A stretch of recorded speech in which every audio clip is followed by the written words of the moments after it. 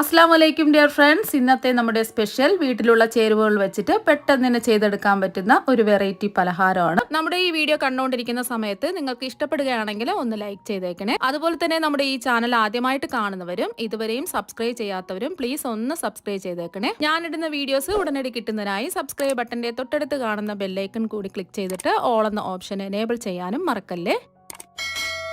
ആദ്യം തന്നെ ഇതിന് വേണ്ടിയിട്ട് ഒരു മിക്സിംഗ് ബൗളിൽ 250 ml കപ്പിന് 2 കപ്പ് കടലമാവ് ഇട്ട് കൊടുക്കാം. അപ്പൊ കടലമാവ് എടുക്കുമ്പോൾ ചെറിയ ചെറിയ കട്ടകളൊക്കെ ഉണ്ടാവും, അതൊന്ന് അരിച്ചിട്ട് വേണം എടുക്കാൻ വേണ്ടിയിട്ട്.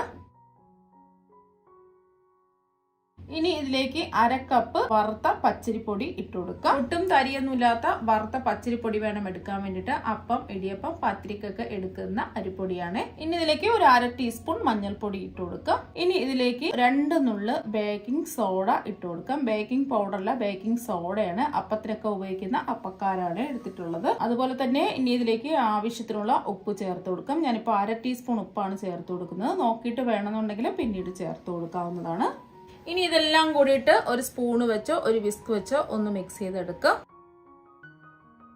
ഇനി ഇതിലേക്ക് ആവശ്യത്തിന് വെള്ളം ഒഴിച്ചു കൊടുക്കാം. ഞാനിപ്പോൾ 250 ml കപ്പിന് 1 കപ്പ് വെള്ളമാണ് എടുത്തിട്ടുള്ളത്. നോക്കിയിട്ട് വേണമെന്നുണ്ടെങ്കിൽ പിന്നീട് കുറച്ചുകൂടെ വെള്ളം ഒഴിച്ചു കൊടുക്കാം. ആദ്യം 1 കപ്പ് വെള്ളം എടുക്കാം. ഇനി ഒന്ന് മിക്സ് ചെയ്തെടുക്കാം. ഒരുമിച്ച് വെള്ളം ഒഴിച്ചു കൊടുക്കാതെ ആദ്യം 1 കപ്പ് വെള്ളം ഒഴിച്ച് ഒന്ന് മിക്സ് ചെയ്തതിന് ശേഷം ആവശ്യമുണ്ടെങ്കിൽ നമുക്ക് വീണ്ടും വെള്ളം ചേർത്ത് കൊടുത്താൽ മതി. നമ്മൾ എടുത്ത അരിപ്പൊടിക്ക് അനുസരിച്ച് വെള്ളത്തിന്റെ അളവിനും വ്യത്യാസം ഉണ്ടാവും.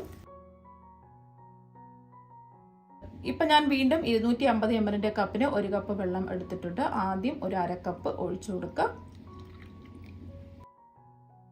ഇപ്പൊ കട്ടകളൊന്നുമില്ലാതെ എല്ലാം ഒന്ന് മിക്സ് ചെയ്തെടുത്തിട്ടുണ്ട്. നമ്മൾ എടുത്ത അരിപ്പൊടിക്ക് അനുസരിച്ച് വെള്ളത്തിന്റെ അളവ് വ്യത്യാസം ഉണ്ടാവും. ഞാനിപ്പോ 1.5 കപ്പ് വെള്ളമാണ് ഇത്രയും മാവിന് ഒഴിച്ചു കൊടുത്തിട്ടുള്ളത്. അപ്പൊ ഈ ഒരു പരുവത്തിന് വേണം, ദോശമാവിന്റെ പരുവത്തിന് വേണം ഈ ബാറ്റർ തയ്യാറാക്കിയെടുക്കാം. ഈ ഒരു പരുവത്തിന് വേണം നമ്മുടെ ബാറ്റർ ഇതുപോലെ തയ്യാറാക്കി എടുക്കാൻ വേണ്ടിയിട്ട്. അഥവാ വെള്ളം കൂടി പോയിട്ടുണ്ടെന്നുണ്ടെങ്കിൽ കുറച്ച് കടലമാവും കൂടി ചേർത്ത് കൊടുത്താൽ മതി. ഇപ്പൊ ഞാൻ കുറച്ച് ഓയിൽ ഒന്ന് ചൂടാക്കാൻ വെച്ചിട്ടുണ്ട്. ഏത് ഓയിൽ വേണമെങ്കിലും എടുക്കാവുന്നതാണ്. ഇനി നമ്മുടെ എല്ലാം വീട്ടിലുള്ളതാണ് ഇതുപോലത്തെ ഒരു അരിപ്പ. ഈ അരിപ്പയിൽ കൂടിയാണ് നമ്മൾ മാവ് ഒഴിച്ചു കൊടുക്കുന്നത്. എണ്ണ നല്ലതുപോലെ ചൂടായതിനു ശേഷം മീഡിയം ഫ്ലെയിം വെച്ച് കൊടുക്കുക. നമ്മുടെ കലക്കി വെച്ച ബാറ്ററിൽ നിന്നും 1 സ്പൂൺ മാവ് ഒഴിച്ചു കൊടുക്കുക. ഇതുപോലെ അരിപ്പയുടെ സൈഡിലായിട്ട് ചെറുതായിട്ട് ഒന്ന് തട്ടിക്കൊടുക്കുക. ഒരേ സ്ഥലത്ത് തന്നെ മാവ് ഒഴിച്ചതിന് ശേഷം അരിപ്പ വെച്ചിരിക്കരുത്. എന്നാൽ പിന്നെ അവിടെ തന്നെ മാവ് വീണ് കൂടിക്കിടന്ന് കട്ടകൾ പോലെ കിടക്കും.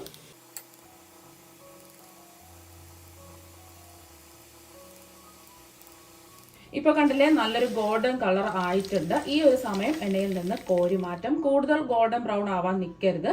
അതുപോലെ തന്നെ ഓരോ പാനിന്റെ വലുപ്പം അനുസരിച്ച് 1 കൂടുതൽ സ്പൂൺ മാവ് ഒഴിച്ച് ഇതുപോലെ തയ്യാറാക്കി എടുക്കാം. ബാക്കിയിരിക്കുന്ന മാവും ഇതുപോലെ തന്നെ നമുക്ക് ചെയ്തെടുക്കാം. ഇനി ചൂടായി കിടക്കുന്ന എണ്ണയിലേക്ക് ഇതുപോലത്തെ ഒരു അരിപ്പ എടുക്കുക. ഇതിലേക്ക് 1/2 കപ്പ് നിലക്കടല ഇട്ട് കൊടുക്കാം. നിങ്ങളുടെ ഇഷ്ടത്തിനനുസരിച്ച് നിങ്ങളുടെ കയ്യിലുള്ളതുപോലെ നിലക്കടല എടുക്കാവുന്നതാണ്. ഞാനിപ്പോൾ 1/2 കപ്പ് നിലക്കടലയാണ് എടുത്തിട്ടുള്ളത്. ഇനി ഇതൊന്ന് ഫ്രൈ ചെയ്തെടുക്കാം. ഇങ്ങനെ അരിപ്പയിൽ നമ്മൾ നിലക്കടല ഫ്രൈ ചെയ്തെടുക്കുമ്പോൾ എളുപ്പത്തിൽ നമുക്ക് ഫ്രൈ ചെയ്തെടുക്കാൻ പറ്റും. 1 മിനിറ്റ് ആയപ്പോൾ നിലക്കടല എല്ലാം ഫ്രൈ ആയി വന്നിട്ടുണ്ട്. കണ്ടല്ലോ, ഒരുപാട് അങ്ങ് ബ്രൗൺ ആവാൻ നിൽക്കണ്ട, ചെറിയൊരു ബ്രൗൺ ആയാൽ മതി. മീഡിയം ഫ്ലെയിം വേണം വെച്ച് കൊടുക്കാൻ, ഫ്ലെയിം കൂട്ടിയിടരുത്. അപ്പം ഇതുപോലെ നമുക്ക് ചെയ്തെടുക്കുമ്പോൾ കണ്ടില്ലേ, അരിപ്പയിൽ ഇതുപോലെ നമ്മൾ ഫ്രൈ ചെയ്തെടുക്കുമ്പോൾ ഒരെണ്ണം പോലും നിലക്കടല എണ്ണയിലേക്ക് വീഴില്ല. നമുക്ക് കോരിയെടുക്കാൻ എളുപ്പമായിരിക്കും. ഇപ്പം നിലക്കടല ഫ്രൈ ചെയ്തെടുത്തിട്ടുണ്ട്. ഇനി ഇത് മാറ്റി വെക്കാം. ഇനി 1/2 കപ്പ് പൊട്ടുകടലയും കൂടി ഇട്ട് ഇതുപോലെ തന്നെ നമ്മൾ നിലക്കടല ഫ്രൈ ചെയ്തെടുത്തതുപോലെ ഇതും ഫ്രൈ ചെയ്തെടുക്കാം. ഇനി വീണ്ടും ചൂടായി കിടക്കുന്ന എണ്ണയിലേക്ക് പൊട്ടുകടല ഇട്ട് ഒന്ന് ഫ്രൈ ചെയ്തെടുക്കാം. ഒരു 10 സെക്കൻഡ് ഒന്ന് ഇതുപോലെ ഒന്ന് ആക്കിയെടുത്താൽ മതിയാവും. ചൂടായി കിടക്കുന്ന എണ്ണയിൽ പെട്ടെന്ന് തന്നെ ഇത് ഫ്രൈ ആയി കിട്ടും. ഇപ്പൊ ഒരു 10 സെക്കൻഡ് ആയപ്പോൾ നിലക്കടല ഒന്ന് ഫ്രൈ ആയി കിട്ടിയിട്ടുണ്ട്. ഇപ്പൊ ഞാൻ കുറച്ച് വെളുത്തുള്ളി എടുത്തിട്ടുണ്ട്. ഇത് തൊലിയോട് കൂടി തന്നെ കഴുകി ഉണക്കി എടുത്തിട്ടുള്ളതാണ്. ഇതൊന്ന് ഫ്രൈ ചെയ്തെടുക്കാം. അപ്പൊ വെളുത്തുള്ളി ഫ്രൈ ചെയ്തെടുക്കുമ്പോൾ പ്രത്യേകം ശ്രദ്ധിക്കുക, പൊട്ടിത്തെറിക്കും. അതുകൊണ്ട് മാറി നിന്നിട്ട് വേണം ഫ്രൈ ചെയ്തെടുക്കാൻ. ഫ്ലെയിം കൂട്ടിയിടരുത്. ഒരു 30 സെക്കൻഡ് ആയപ്പോൾ വെളുത്തുള്ളി ഒന്ന് ഫ്രൈ ആയി കിട്ടിയിട്ടുണ്ട്. ഇപ്പൊ ഞാൻ കുറച്ച് വറ്റൽമുളക് എടുത്തിട്ടുണ്ട്, 2ആയിട്ട് കട്ട് ചെയ്തെടുത്തതാണ്. ഇതൊന്ന് ഫ്രൈ ചെയ്തെടുക്കാം. ഒരു 10 സെക്കൻഡ് ആയപ്പോൾ വറ്റൽമുളകും ഫ്രൈ ആയി കിട്ടിയിട്ടുണ്ട്. കുറച്ച് കറിവേപ്പിലയും കൂടി ഇട്ട് ഒന്ന് ഫ്രൈ ചെയ്തെടുക്കാം. കറിവേപ്പില ഫ്രൈ ചെയ്തെടുക്കുമ്പോഴും കുറച്ച് ദൂരത്തേക്ക് മാറി നിന്ന് വേണം ഫ്രൈ ചെയ്തെടുക്കാൻ.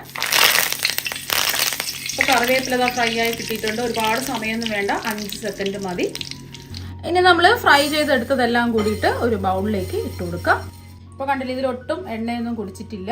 ഇനി നമ്മൾ ഫ്രൈ ചെയ്തെടുത്ത നിലക്കടലയും പൊട്ടുകടലയും അതുപോലെ തന്നെ ഫ്രൈ ചെയ്തെടുത്ത വെളുത്തുള്ളിയും ഫ്രൈ ചെയ്തെടുത്ത കറിവേപ്പിലയും ഫ്രൈ ചെയ്തെടുത്ത വറ്റൽമുളകും കൂടി ഇട്ട് കൊടുക്കാം.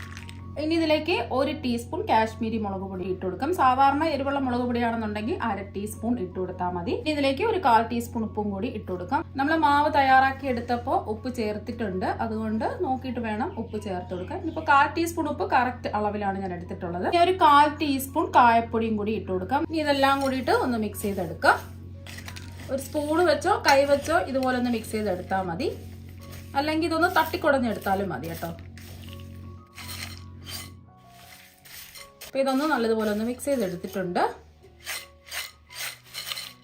ഇപ്പോൾ കണ്ടില്ലേ, കാണാൻ തന്നെ നല്ല ഭംഗിയാണ്. അപ്പോൾ നമ്മുടെ ക്രിസ്പി ആയിട്ടുള്ള ബൂന്തി മിക്സർ ഇതാ ഇവിടെ റെഡി ആയിട്ടുണ്ട്. നിങ്ങൾ എല്ലാവരും ഇതുപോലെ ഒരു പ്രാവശ്യം ഒന്ന് തയ്യാറാക്കി നോക്കുക. തീർച്ചയായും നിങ്ങൾക്ക് എല്ലാവർക്കും ഇഷ്ടപ്പെടും. അപ്പോൾ നമുക്ക് മറ്റൊരു വെറൈറ്റി ഡിഷുമായിട്ട് വീണ്ടും കാണാം. താങ്ക്